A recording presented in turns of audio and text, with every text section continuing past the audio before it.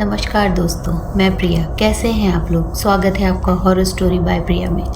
तो दोस्तों, जैसा कि आप जानते हैं, मेरा मानना है कि अगर जीवन है तो जीवन के बाद भी एक दुनिया होती है, यानी मृत्यु के बाद भी एक जीवन होता है। और इसको वही समझ सकता है जिसने उसे फेस किया हो या फील किया हो। तो दोस्तों, शुरू करते हैं आज की कहानी। दोस्तों, ये कहानी है रत्नेश कुमार सिंह जी की, जो बेसिकली जयपुर के में मंडवा गांव है, ये वहाँ से बिलोंग करते हैं। तो दोस्तों, वैसे तो ये 20 साल से ब्राज़ील में थे। इनका वहाँ पे रुई यानी कपास का बहुत बड़ा बिजनेस जो है तो लेकिन अभी ये पिछले 5-6 सालों से ये इंडिया में ही रह रहे हैं। बाकी इनके जो बेटे हैं वो वहाँ पे अब इनका बिज़नेस संभाल रहे हैं। ये इंडिया में ही रहते हैं। तो दोस्तों, इनके मांडवा गांव में ना इनकी बहुत बड़ी कोठी हवेली कहेंगे वो है। तो दोस्तों,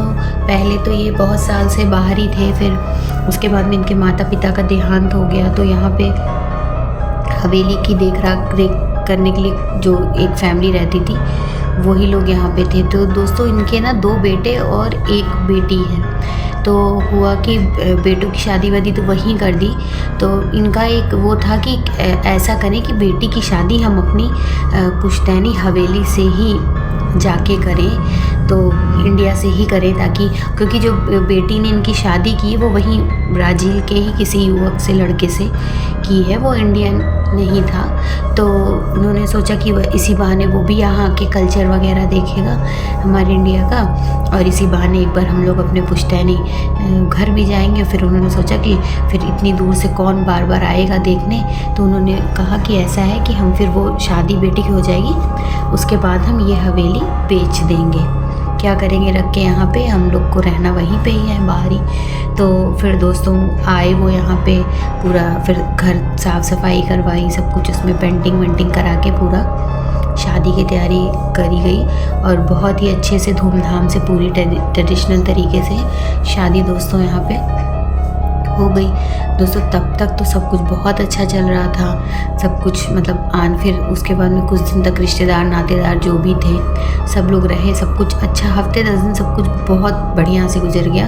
उनको लगा कि अब चलो बढ़िया से हो गया। तो उनके अब आप भी जानते हैं कि जो अभी एक बड़े सिटी से गांव में किसी बच्चे को लेके चले जाइए तो उनका वहाँ मन नहीं लगेगा। मेरे बच्चे भी वैसे ही हैं कि अगर कभी गाँव जाने का होता है तो उन्हें अच्छा नहीं लगता है कि वापस कब चलेंगे। तो दोस्तों, यही चीज़ है। तो उनके बच्चों का भी अब हफ्ते 10 दिन तो शादी और फंक्शन इसमें सब में बीत गया, लेकिन उसके बाद फिर उनका मन ही नहीं लग रहा था। तो वो लोग से था कि पापा वापस ब्राज़ील चलो, वापस चलो। तो उनके पापा ने कहा कि बेटा अभी जा नहीं सकते हैं, ऐसा करो, अगर आपको प्रॉब्लम हो रहा है तो आप लोग अपने टिकट करा के चले जाओ, मैं और मम्मा आपकी अभी नहीं जाएंगे, और ऐसा करते हैं कि आप लोग चले जाओ। तो उनके बेटों ने अपना करके टिकट विकट वो लोग वहाँ से चले गए। तो उन्होंने सोचा कि अब हम यहाँ पूरा ये कोठी बेच के ही यहाँ से जाएंगे, इसका पूरा काम ख़त्म करके ही यहाँ से जाएंगे। तो ठीक है दोस्तों, फिर वो अपना मीटिंग करने लगे। सबको, जो भी आसपास जो भी लोग थे, जो जिनसे लग रहा था कि हाँ ये लोग बिकवा देंगे कहीं, तो उनको सब बुलाया, क्योंकि गांव में पता है कि कोई ब्रोकर वगैरह तो दोस्तों होता नहीं है। तो दोस्तों सब बातें होने लगी 2-4 लोगों से कि हाँ कैसे क्या है, कितने में बेचेंगे, क्या है। खैर वो खुद ही इतने बड़े बिजनेसमैन थे, पैसे वाले थे, उनको पैसे की लालच नहीं थी। बस उनको ये था कि हमारा पुश्तैनी घर है और जो भी हो मतलब अच्छे इंसान के हाथ में जाए, कोई ऐसा ना हो कि जिसको दे वो तुड़वा दे या कुछ कर दे। तो बातें हो रही थी। तो दोस्तों, जिस दिन से वो बात शुरू हुई ना, उस दिन के बाद से क्या हुआ कि उनके घर में शाम के बाद से बहुत अजीब सी गंदी सी स्मेल सी आने लगती थी। तो सोचते थे कि मतलब ऐसा क्या है। और जो उनके केयर टेकर थे उनसे बोलते थे कि ये जाके देखो क्या है, कहीं कूड़ा है कि कुछ सड़ा हुआ है, क्या है, इतनी ज़्यादा स्मेल क्यों आ रही है, क्या बात है। तो सब देखते, लेकिन कुछ ऐसा था नहीं। अच्छा, 2-3 दिन तो दोस्तों यही हुआ कि उनके घर शाम होते ही, जैसे ही अंधेरा होता, 6-7-8 जो भी बजते अंधेरा होता, तुरंत ही ऐसी गंदी सी स्मेल पूरे घर में भर जाती कि मतलब 2-3 घंटे 4 घंटे वो ऐसी स्मेल रहती कि ना तो उसमें आदमी खा सकता था ना पी सकता था, इतनी ज़्यादा स्मेल होती। तो फिर ये लोग वही इतना अगरबत्ती धूप बत्ती जो भी गाँव में अवेलेबल होता था वो सब जलाते थे करते थे। तो अच्छा ये इन लोगों ने देखा कि जब ये अगरबत्ती धूप बत्ती जला देते थे तो धीरे धीरे वो स्मेल आना बंद हो जाती थी। लेकिन दोस्तों किसी के दिमाग में ये नहीं आ रहा था कि कुछ यहाँ पे अलग है, कुछ यहाँ पे गलत चीज़ है। वो बिल्कुल नहीं समझ पा रहे थे क्योंकि वो इतने सालों से विदेश में थे। अच्छा जो उनके केयर टेकर थे उन्होंने बोला कि हम लोग इतने साल से यहाँ पे रह रहे। अच्छा वो लोग बाहर साइड पोर्शन था उसी में रहते थे, अंदर वो सिर्फ साफ़ सफाई करने जाते थे, अंदर वो लोग कभी नहीं आते थे। तो उन्होंने कहा हम लोग तो इतने साल से, जब से आपके माता जी पिताजी का देहांत हुआ है तब से तो हम लोग यहाँ घर की देख रेख कर रहे हैं और वो लोग भी रहते थे, तो कभी ऐसा कुछ होता ही नहीं था। तो उन लोगों ने कहा कि पता नहीं क्यों ऐसा क्या है। तो उन्होंने कहा कि हमको लगता है कि यहाँ पे कोई आत्मा भूत प्रेत है। तो वो हंसने लगे। उन्होंने कहा कि अरे रत्नेश जी की, अरे ऐसे थोड़ी होता है, सब बेवकूफ़ी वाली बात है, आजकल इतना पढ़े लिखे हो तुम भी, क्या मतलब है इन सब चीज़ों का। तो उन्होंने हंसी में टाल दिया कि ये ज़रूर कुछ गांव के आसपास होगा, कुछ ऐसा लोग करते होंगे, जलाते होंगे, वही स्मेल आती है। लेकिन दोस्तों उनको नहीं ये पता था कि वो कितनी बड़ी प्रॉब्लम में आने वाले हैं और अब वो क्या क्या चीज़ फेस करने वाले हैं और क्या क्या चीज़ें उनके सामने आने वाली हैं और उससे उनका क्या क्या नुकसान होगा। तो दोस्तों हुआ क्या कि अच्छा ऐसा चलता रहा। उसके बाद में 3-4 दिन बाद फिर दोस्तों हुआ, वो उधर घर बेचने की, कोठी बेचने की बातें बराबर उनकी मीटिंग वो चल ही रही थी। तो दोस्तों एक दिन वो और उनकी पत्नी दोनों नीचे एक हॉल है उसी में सो रहे थे। तो अचानक से उनको लगा कि ऊपर कोई दौड़ रहा है, ऊपर के पोर्शन में ऊपर जो भी था। तो उन्होंने कहा कि मतलब इतनी तेज़ दौड़ने की आवाज़ आने लगी कि ऐसा लग रहा था कि कई लोग दौड़ रहे हैं। तो उन्होंने सोचा कि इतनी रात में दौड़ कौन रहा है। तो दोस्तों उन्होंने फिर उठे और लाइट वेट जलाई और फिर उसको बुलाया, अपने केयर टेकर नौकर जो भी है उसको, कि देखो कौन दौड़ रहा है कर रहा है। तो कहे मालिक यहाँ तो कोई रहता ही नहीं है। फिर अच्छा वो टॉर्च वॉर्च लेके ऊपर गए, फिर लाइट जलाई, ऊपर की देखा कुछ नहीं, सब कुछ नॉर्मल, हर चीज़ कोई वो नहीं है। लेकिन दोस्तों उन्होंने एक चीज़ ये देखा कि ऊपर के एक कमरे में, जो उनकी माताजी पिताजी का कमरा हुआ करता था, मतलब उसमें वो मोस्टली ज़्यादातर टाइम वहीं बिताते थे, पूजा पाठ केवल नीचे या कोई गेस्ट आया तो नीचे, नहीं तो उसमें एक कैंडल जल रही थी। तो उन्होंने सोचा कि हम लोग ऊपर नहीं आए, नौकर से पूछा कि तुम लोग क्या, हम लोग यहाँ आते ही नहीं और कैंडल कैसे जल रही है। कहा कि यार ये लग रहा है कहीं ऐसा तो नहीं हम लोग के पीछे कोई चोर वोर रहता और हम लोगों को पता ही नहीं हो। फिर उन लोगों ने पूरा थपथप कौन है, कोई है ये वो, कुछ चिल्ला विल्ला के पूछा। अच्छा ये बात फिर सुबह गांव में पता चली। तो फिर गांव के भी 2-4 लोगों को बुला के उन्होंने सारे दरवाजे खिड़की सब लॉक वगैरह सब जो भी कुछ कहीं टूटा फूटा था सब कुछ सही कराया, क्योंकि उनके दिमाग में उस समय बिल्कुल भी नहीं आ रहा था कि ये कोई दूसरी ही चीज़ है। इन लोगों ने सब लॉक वॉक दरवाजे जहाँ भी कहीं कुछ टूटा फूटा सही करवाया। अच्छा दोस्तों फिर वही हुआ, रात में जैसे ही 12 बजे, उसके बाद जैसे ही फिर तुरंत ही दौड़ने की फिर से आवाज़ आने लगी और इस बार तो और ही तेज़ आवाज़ आ रही थी। और दौड़ने की आवाज़ के साथ साथ दोस्तों ऐसा लग रहा था कि कोई गुस्से में कुछ तोड़ रहा है ऊपर, बहुत बुरी तरह से। तो ये लोग बहुत ज़्यादा डर गए। और जानते हैं दोस्तों गाँव में तो इतना पुलिस का तो कुछ वो होता नहीं है। तो इन्होंने फिर जल्दी से नौकर को बुलाया। फिर नौकर गया, अगल बगल जो भी लोग रहते थे 8-10 लोगों को इकट्ठा करके। दोस्तों जब ये लोग ऊपर गए हैं, आप विश्वास नहीं करेंगे, ऊपर के कमरे में ढेर सारे फर्नीचर, से सोफ़ा है, टेबल है, आप विश्वास नहीं करेंगे सारे फर्नीचर टूटे पड़े थे। ऐसा लग रहा था किसी ने बहुत गुस्से में इनको तोड़ा है।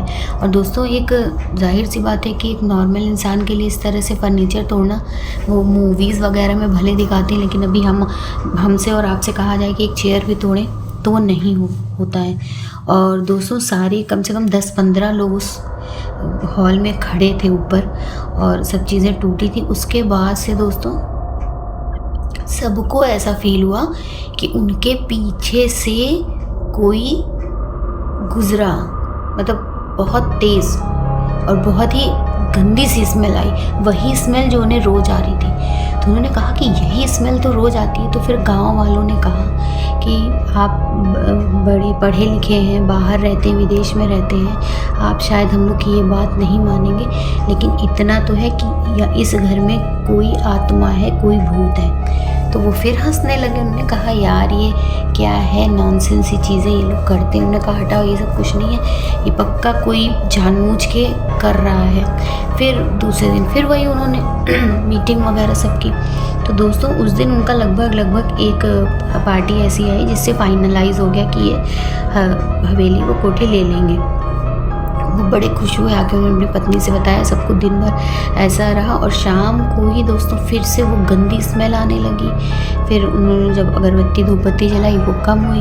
फिर रात में अभी तक तो ये सब कुछ हो रहा था। और दोस्तों फिर जब वो रात में रत्नेश जी सोए हैं ना, और उन्होंने जैसे ही गहरी नींद में गए, एक डरावनी सी औरत, बिल्कुल सड़ा सा उसका चेहरा, जैसे गंदा सा, और पूरा ऐसे मतलब उसकी पूरी बॉडी सड़ी हुई, और वो उनको ऐसा लगा कि बिल्कुल उनकी बेड के ऊपर आके ऐसे लटकी हुई है और उनसे बोल रही है कि यहाँ से चले जाओ, और अगर तुमने ये घर बेचा, ये कोठी बेची, तो मैं तुम लोगों को नहीं छोड़ूंगी और मैं सबको मार डालूंगी। तो वो अचानक से उनकी नींद खुली। तो दोस्तों उनको नींद खुलने के बाद भी वो समझ नहीं पा रहे थे कि मतलब ये मैं सपना देख रहा था, रियल था। लेकिन दोस्तों वो जो कुछ भी देख रहे थे वो सपने में देख रहे थे। लेकिन दोस्तों उस कमरे में वही गंदी सी स्मेल थी। उस समय उनको लगा कि नहीं, जो लोग कह रहे हैं वो गलत नहीं है। वो बिल्कुल से बहुत ज़्यादा डर गए, उन्हें समझ नहीं आया। फिर गांव में पता चला कि कोई है जो होते हैं ना तांत्रिक टाइप, ऐसे कुछ गाँव में तो जानते हैं आप, ये सब चीज़ें बहुत होती हैं। अच्छा, फिर बुलाया गया उस तांत्रिक को।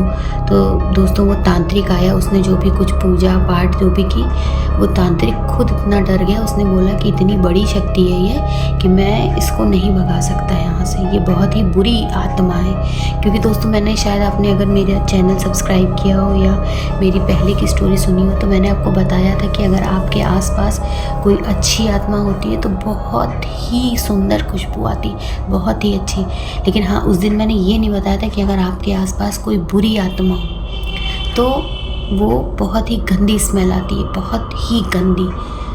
तो यही हो रहा था वहाँ पे कि मुझे लगता है कि काफ़ी टाइम से उनका, सालों से घर बंद रहा होगा। तो होता है कि जहाँ बंद चीज़ें होती हैं वहाँ निगेटिव चीज़ें बहुत जल्दी आती हैं। तो हो सकता है इतने साल से वो घर बंद रहा हो, इसलिए उसने आके पूरा अपना कब्जा कर लिया और अब वो नहीं चाहती होगी कोई वहाँ रहे। तो फिर दोस्तों वो दिन बीता, नहीं हो पाया। फिर रत्नेश जी बड़ा डर गए, उन्होंने अपने बेटों को फ़ोन किया, बताया सब चीज़।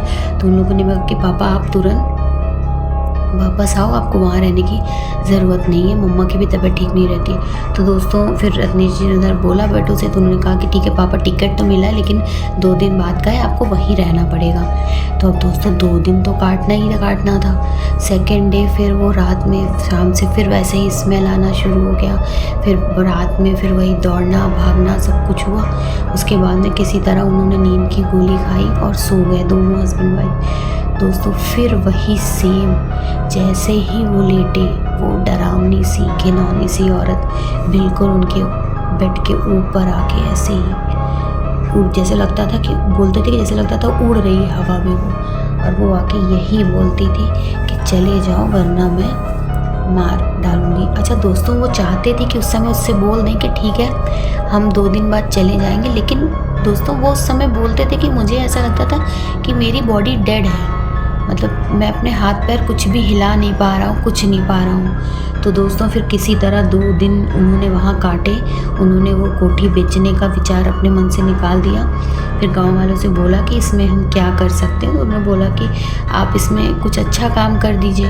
तो दोस्तों फिर उन्होंने ना वहाँ पे, आप लोग जानते होंगे आंगनबाड़ी गाँव में होता है स्कूल, तो उन्होंने अपना जो कोठी था ना वो आंगनबाड़ी वालों को दे दिया कि अब आप यहाँ पे बच्चों को पढ़ाई लिखाई, लेकिन उन्होंने ये इंस्ट्रक्शन दिया था कि ऊपर के पोर्शन में कोई नहीं जाएगा। तो वो जो तांत्रिक जी थे जो चले गए थे, उन्होंने बस ये बोला था कि आप शाम को जाके ऊपर के पोर्शन में जो केयर टेकर था वहाँ पे ढेर सारी धूप बत्ती अगरबत्ती जला दिया करेंगे। तो दोस्तों रत्नेश जी को उस आत्मा ने कुछ नुकसान तो नहीं पहुँचाया।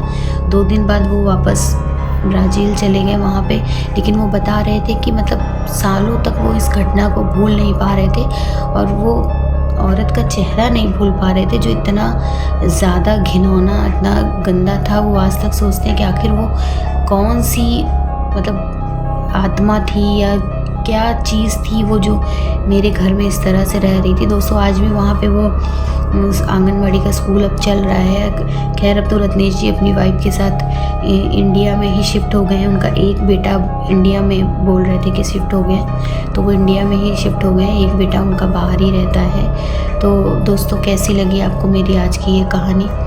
और मैं चाहती हूँ कि मैं ऐसे ही और रियल हॉरर स्टोरी आपके सामने लेकर आऊँ।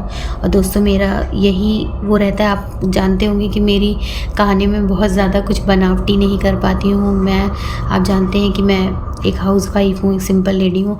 तो मुझे जैसे कहानी मैं सुनती हूँ और मैं अपनी लैंग्वेज में जैसे आप लोगों को बता पाती हूँ, समझा पाती हूँ, मुझे ऐसा लगता है कि मैं आपके सामने बैठी हूँ और आपको ये बातें बता रही हूँ। अगर कोई गलती होती होगी तो प्लीज़ क्षमा करिएगा, क्योंकि मुझे कभी कभी लगता है कि कहीं लैंग्वेज का कुछ होता है। मेरा बेटा बोलता है कि मम्मा आप जो बोलते हो कहीं ना कहीं वर्डिंग आपकी गलत होती है। लेकिन दोस्तों बस अब मुझे ये लगता है कि एक ऐसा वे बन गया है कि मुझे भी लगता है कि चलो किसी के साथ कुछ हुआ है या लोग जाने कि हाँ ऐसी चीज़ें होती हैं, ताकि आगे वो भी सावधान रहे। तो दोस्तों मिलते हैं फिर से बहुत जल्द एक रियल हॉरर स्टोरी के साथ। Thank you so much.